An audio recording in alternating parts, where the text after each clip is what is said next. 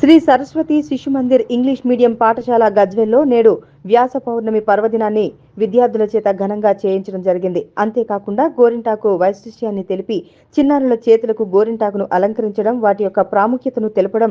గురువు యొక్క ప్రాముఖ్యత రాను రాను తగ్గిపోతుంది. పూర్వకాలంలో గురువుకు ఉన్నటువంటి స్థానాన్ని నేటి కాలంలో గురువుకు ఆపాదించుకుంటే సినిమాలలో వచ్చినటువంటి కామెడీ సీన్స్ చూసి వాటి రకంగానే గురువు ఉంటాడు అనుకుంటూ పిల్లలు భ్రమలో పడిపోతున్నారు.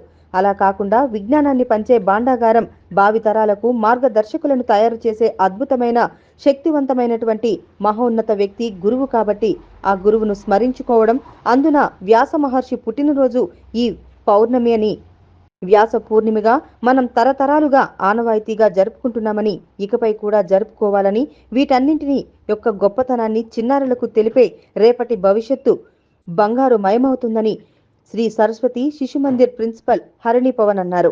అందరికీ ముందస్తుగా వ్యాస పౌర్ణమి, గురు పౌర్ణమి శుభాకాంక్షలు. ఆషాఢ మాసంలో వచ్చేటువంటి పౌర్ణమిని వ్యాస పూర్ణిమగా ప్రసిద్ధికెక్కింది.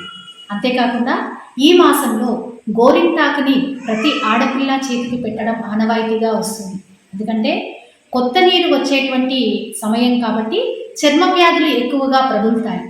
ఆ చర్మ వ్యాధుల నుండి రక్షించడానికి ఆడపిల్లలు ఎక్కువగా నీటిలో ఉంటారు కాబట్టి నీటికి సంబంధించినటువంటి పనులు చేస్తారు కాబట్టి గోరింటాకుని వాళ్ళ చేతులకి అలంకరించడం సాంప్రదాయంగా మారింది.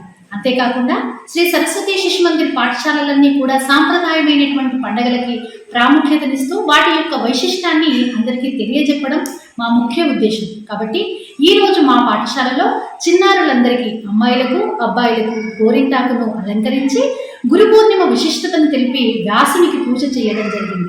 అంతేకాకుండా ఇంకా మునుముందు తరాలకి గురువు యొక్క ప్రాముఖ్యత తెలియాలని, గురువు స్థానం ఎప్పటికీ పదిలంగా ఉండాలని కోరుకుంటూ అందరికీ వ్యాస పౌర్ణమి శుభాకాంక్షలు.